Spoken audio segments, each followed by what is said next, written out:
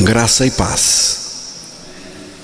Vamos abrir as Escrituras no livro de Oséias, capítulo 4, versículo 1.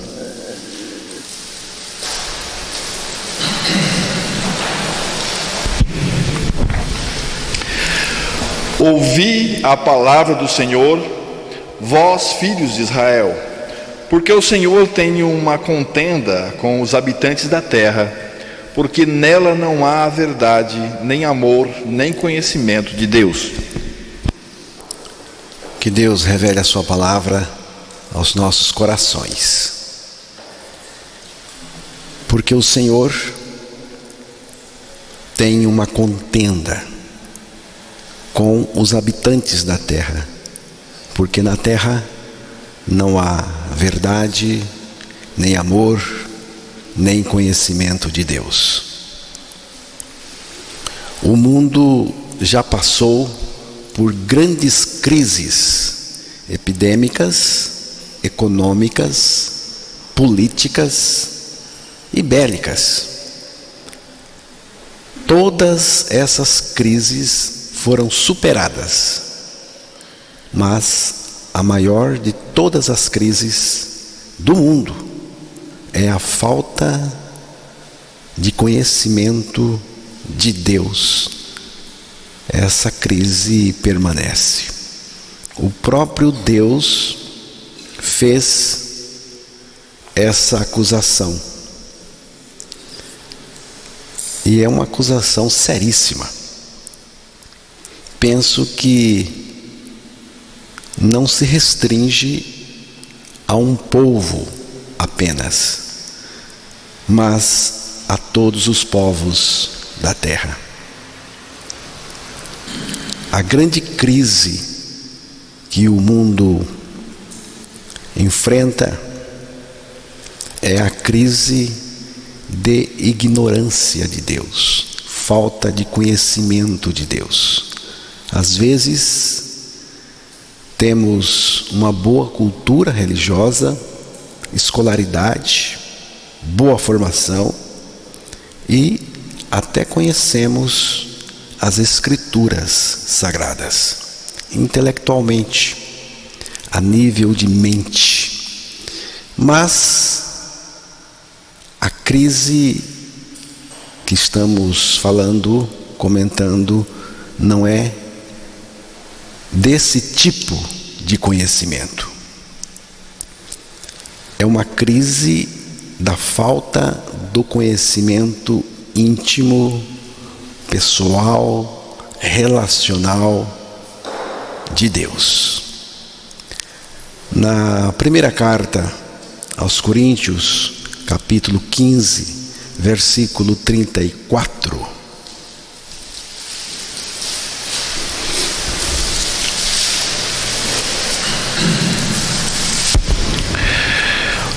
tornai-vos à sobriedade, como é justo, e não pequeis, porque alguns ainda não têm conhecimento de Deus.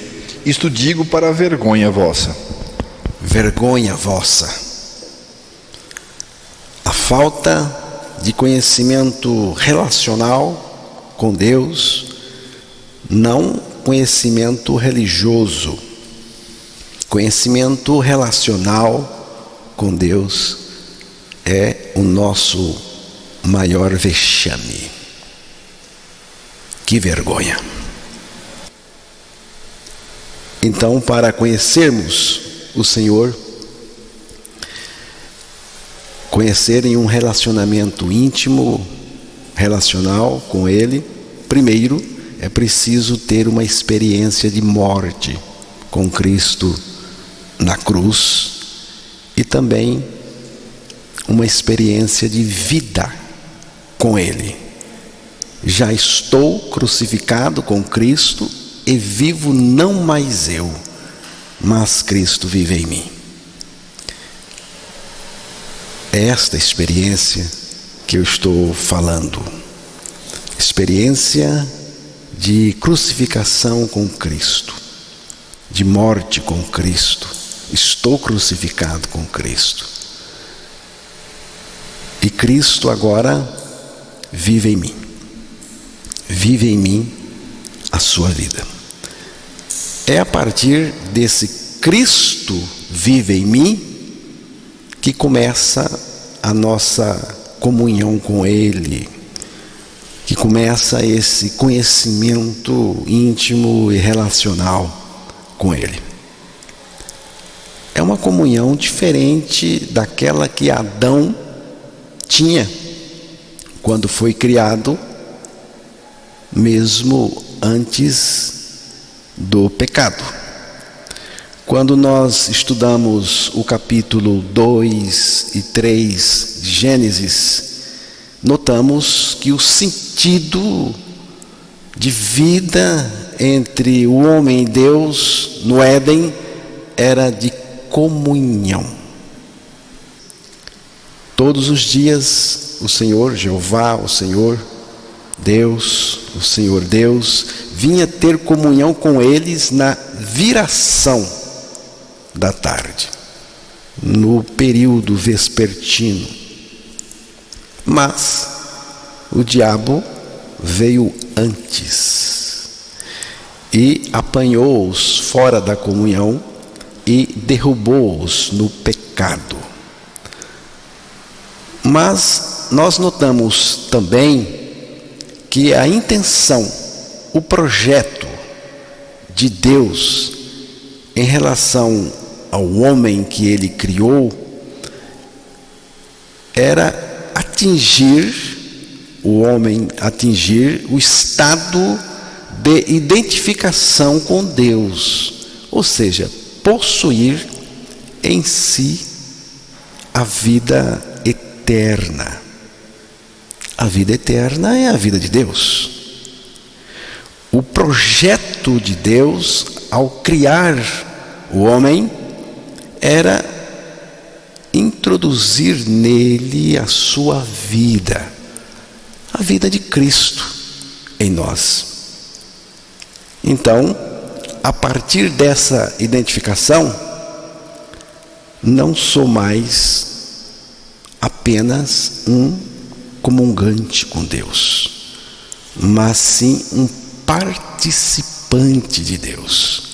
Isto é muito importante e faz a diferença, porque agora a comunhão acontece dentro de nós e é uma comunhão permanente e acontece dentro de nós.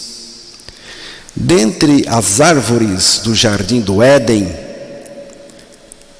tinha uma que Deus chamou de árvore da vida. Gênesis capítulo 2, versículo 9.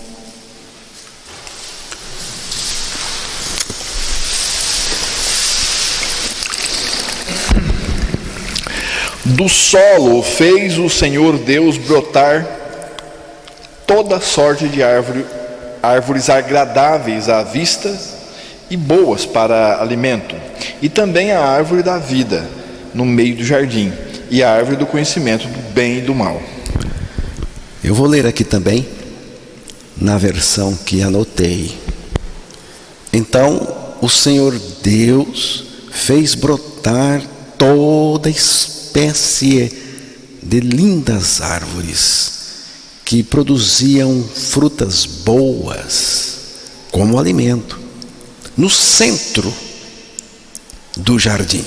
Observe, no centro do jardim estava a árvore da vida e a árvore do conhecimento do bem e do mal. Vemos aqui 3 nomeações de árvores nesse jardim do Éden. Todas as espécies de árvores lindas, agradáveis de se ver, frutíferas, frutos deliciosos para comer. A árvore da vida Deus colocou essa árvore da vida no meio, no centro do jardim. E a árvore do conhecimento do bem e do mal, que ficava perto da árvore da vida. Gênesis 2, 16 e 17.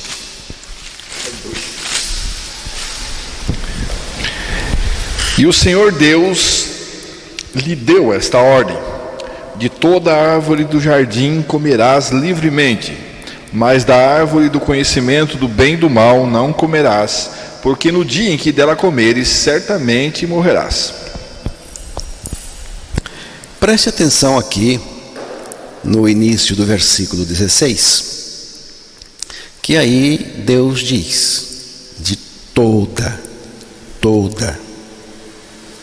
menos a árvore do conhecimento do bem e do mal. O resto, toda a árvore do jardim você poderá comer livremente. É para comer mesmo. A intenção de Deus é que ele comesse mesmo. Toda a árvore do jardim você pode comer livremente. Foi o que Deus disse ao homem. Isto indica que Deus queria que o homem comesse também da árvore da vida. Por isso Deus colocou essa árvore lá.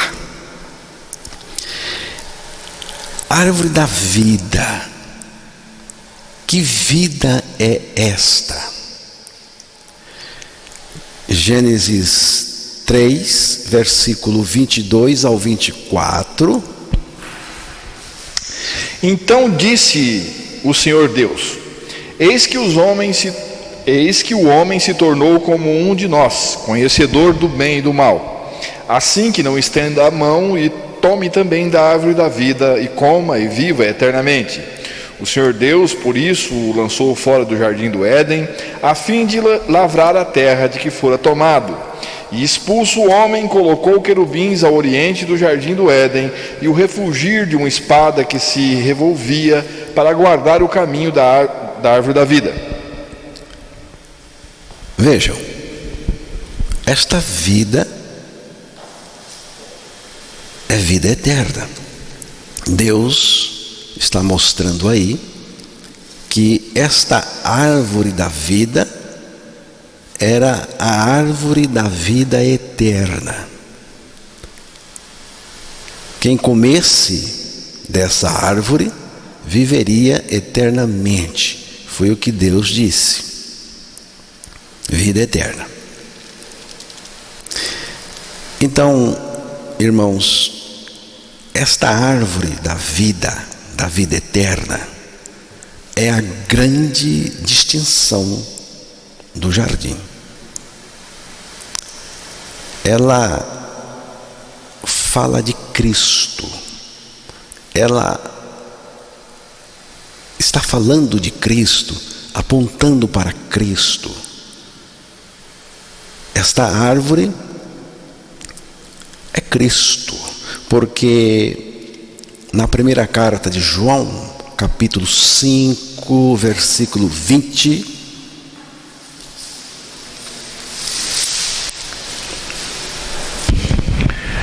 também sabemos que o Filho de Deus é vindo e nos tem dado o entendimento para reconhecermos o verdadeiro, e estamos no verdadeiro, em seu Filho Jesus Cristo. Este é o verdadeiro Deus e a vida eterna. Então, Jesus Cristo é o verdadeiro Deus e a vida eterna. Ele é a vida eterna. Você vê que o propósito de Deus era colocar esta vida no homem. A vida eterna, a vida de Deus, a vida de Cristo. Mas tem um detalhe importante. Deus não concede vida eterna, esta vida eterna aí, ao pecador. Depois que o homem comeu do fruto da árvore que Deus disse para não comer e se tornou um pecador, então Deus impediu esse homem de comer da árvore da vida, porque Deus não concede vida eterna ao pecador. Agora é preciso ser liberto do pecado. É preciso morrer com Cristo na cruz, morrer para o pecado, morrer para ser livre do pecado. Aí Cristo vem viver em nós esta vida, porque Ele é esta vida. Já estou crucificado com Cristo, vivo não mais eu, mas Cristo vive em mim. A árvore da vida está agora dentro de mim, porque é Cristo. Ele é a vida eterna em mim. Ele vive a sua vida em mim. Já a árvore do conhecimento do bem e do mal era uma forma de Deus testar a obediência do homem. A única razão, irmãos, para não comer daquele fruto era o fato de Deus assim haver ordenado. Só por isso. Por que eu não posso comer dessa árvore? Porque Deus disse para não comer. Deus deixou nítido o seu desejo que o homem comesse da árvore da vida, tornando-se participante da sua vida, participante dele mesmo. Isso seria a identificação. O propósito de Deus era compartilhar conosco a sua vida, a vida de Deus introduzida em nós, a vida de Cristo em nós. É isto que nós cremos agora, é isto que Deus fez, porque a morte de Cristo, irmãos, é uma morte compartilhada. Morremos com Ele. A ressurreição também ganhamos a vida. Deus compartilhou conosco pela ressurreição de Cristo e em Cristo a vida de Deus, a vida eterna. Esse propósito deveria ser realizado através da árvore da vida, que tinha tudo a ver com Cristo. Deus projetou um povo onde o seu Filho, Jesus Cristo, pudesse habitar, morar, viver, se manifestar, se revelar. Se Adão fosse criado em união com Deus, se ele tivesse sido criado com a vida de Deus já, ele seria um com Deus. Mas não foi assim que Deus criou, mas criou para ser assim. Por isso ele colocou aquela árvore da vida lá. Essa é a ideia. O homem foi criado para que, crendo na palavra de Deus, fosse feito unido a Ele em vida. Foi criado à imagem e semelhança de Deus para alcançar essa identificação, essa união por meio da árvore da vida, essa filiação que nós temos em Cristo agora. Eles podiam comer de todas as árvores do jardim, exceto uma única proibição, milhares de permissões, uma única proibição. E essa proibição, irmãos, não revela a ruindade de Deus, não revela egoísmo de Deus. Pelo contrário, essa proibição revela o amor de Deus, revela a bondade de Deus para com o homem. Essa restrição era para o bem do homem. Só mostra que Deus estava cuidando da saúde espiritual e física deles. Deus estava cuidando do futuro deles. Esse mandamento, não comerás, para mim é ternura. Quando eu leio este texto, esse mandamento, Deus dizendo não comerás, eu vejo ternura, eu vejo amor, graça, bondade de Deus. É como a mãe que chega para a criança, que não entende o que é fogo ainda, e diz: não chegue perto do fogo, não chegue. Mas ela teima e desobedece a mãe e cai nas brasas. Ela é socorrida e passa alguns dias sofrendo antes de morrer. Finalmente ela morre. A criança aprendeu alguma coisa antes de morrer. Aprendeu. Ela teve algum conhecimento? Teve. O conhecimento do fogo, que ele queima. Sim. Mas a que custo? A que custo? Era disso, irmãos, que Deus estava protegendo o homem em relação ao pecado. Era disso.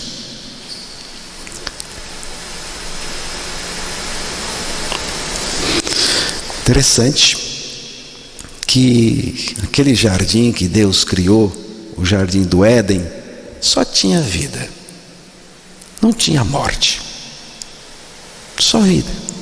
Mas a morte rodeava aquele lugar, não tinha pecado ali, nenhum pecado, nenhuma coisa pecaminosa. Mas o pecador maior, o que originou o pecado no universo de Deus, Satanás, tinha acesso ali. E Deus deu a sua ordem: não comerás. E foi por isso, Satanás, tendo acesso ali, foi por isso que o pecado entrou no homem e no mundo, trazendo destruição, maldição e morte.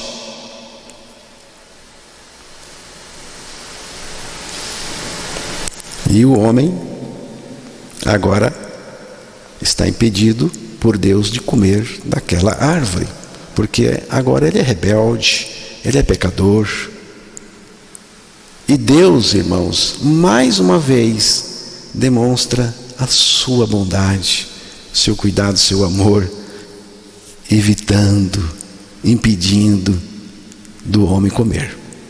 Antes, ele mostrou seu amor, manifestando o desejo do homem comer da árvore da vida. Manifestou seu amor,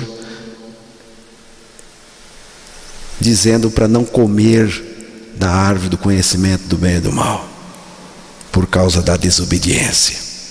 E agora ele está manifestando o seu amor, impedindo que o homem comesse daquela árvore. Jesus Cristo agora precisa fazer uma obra em nós. E ele veio para nos crucificar como pecadores. Ele veio para crucificar o pecador com ele, fazendo esse pecador morrer com ele para o pecado, morrer em seu corpo.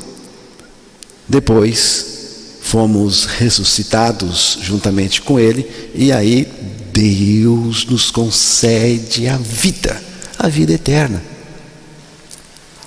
a vida de Cristo. E a partir da nossa ressurreição, o próprio Cristo está em nós. Em nós ele é a nossa vida, em nós ele vive. Isto é vida em união com Deus.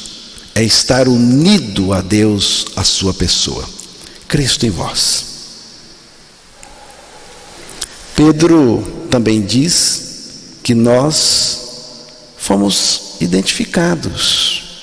Pedro diz, ele fala dessa nossa identificação com Deus, dessa nossa participação no próprio Deus, aí na segunda carta de Pedro, capítulo 1, versículo 4. Pelas quais nos têm sido doadas as suas preciosas e muito grandes promessas, para que por elas vos torneis coparticipantes da natureza divina, livrando-vos da corrupção das paixões que há no mundo. Para que por elas o quê? As grandíssimas e preciosas promessas de Deus, entre elas a nossa morte com Cristo, a nossa ressurreição com Cristo e Cristo entrando em nós para viver a vida dele. Fiqueis participantes da natureza divina. Aqui está, participantes da natureza divina, havendo escapado da corrupção que há no mundo. O escritor aos Hebreus também fala dessa nossa identificação. Hebreus 3, versículo 14.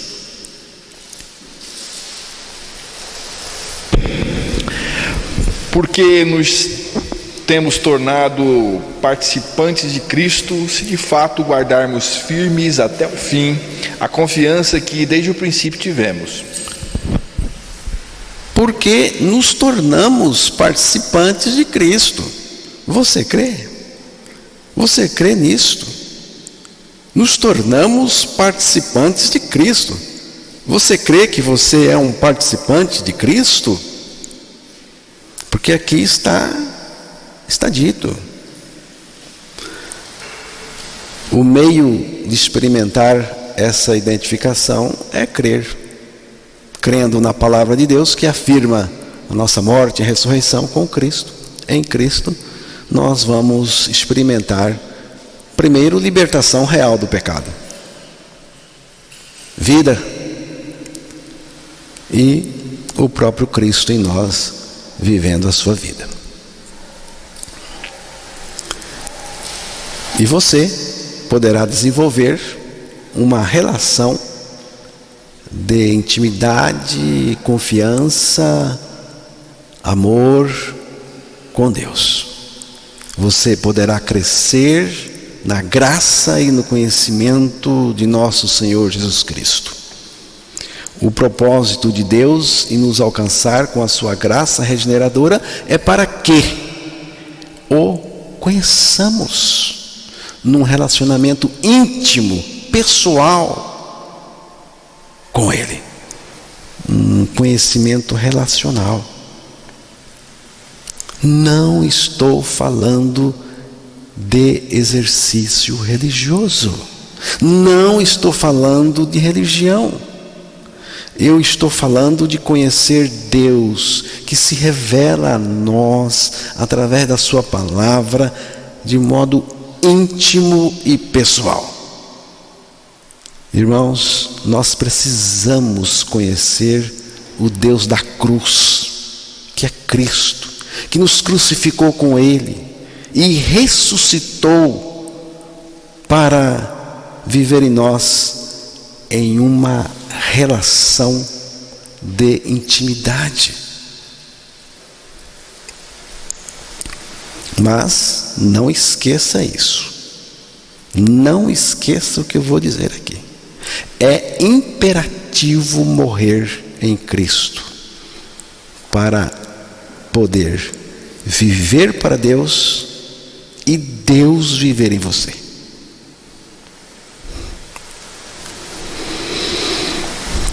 Agora, irmãos, isto não pode ser apenas uma doutrina, um ponto de vista, um conceito aprendido pelo conhecimento mental, intelectual, mas é um conhecimento ganhado pela revelação, crido e experimentado. É uma realidade espiritual. Tem gente que fala da morte e ressurreição compartilhadas em Cristo de uma maneira bonita, fala bem, mas não vive, ou vive como que se não fosse verdade. É terrível isso. Na prática, na vivência, no dia a dia, não tem realidade espiritual nenhuma. Isso, irmãos, não é papo furado. Não é papo furado, é fato verdadeiro. Fato de fé é uma realidade espiritual que nós experimentamos pela fé na palavra de Deus. É um fato em mim o tempo todo. O verdadeiro crente é aquele que vive de Cristo, vive por Cristo e vive para Cristo. A sua origem é Cristo, a sua caminhada neste mundo é por meio de Cristo e vive para Cristo. Eu não estou vivendo para impressionar ninguém. Eu estou vivendo para Cristo. É para Ele. Romanos 14, versículos 7 e 8.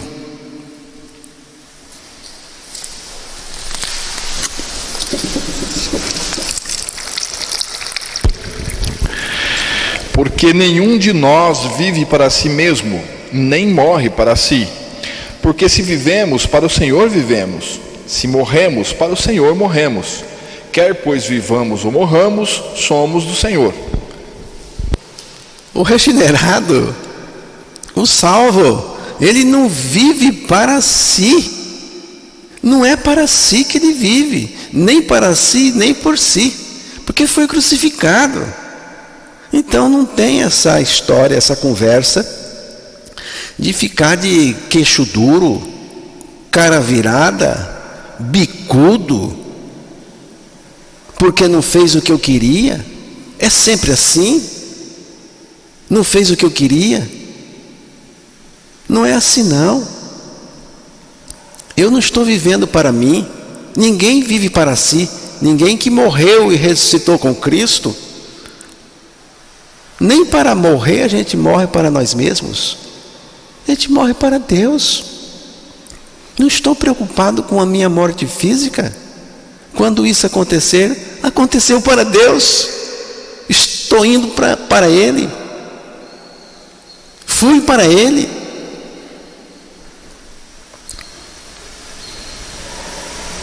O nosso modo de viver é produzido pelo Senhor, para o Senhor. É Cristo que vai fazer o que Ele quer que a gente seja. Então, irmãos, o mundo ignora este Deus, o Deus do Calvário, da cruz, que se revelou lá. O cristianismo pós-moderno também o ignora, mas ele nos regenerou para que o conheçamos e prossigamos em conhecê-lo. Você conhece? Se conhece, tem que prosseguir. Esse conhecimento nunca acaba, nem mesmo quando estivermos na eternidade com Ele, porque Ele é eterno. Conheçamos e prossigamos em conhecer ao Senhor. Como a alva, a sua vinda é certa, e Ele descerá sobre nós como a chuva serôdia, que rega a terra. Texto de Oséias 6, versículo 3. Então, a grande crise que passa o mundo atual é a ignorância de Deus. E não é uma crise nova, é velha, vem de longe. Jeremias 4, versículo 22.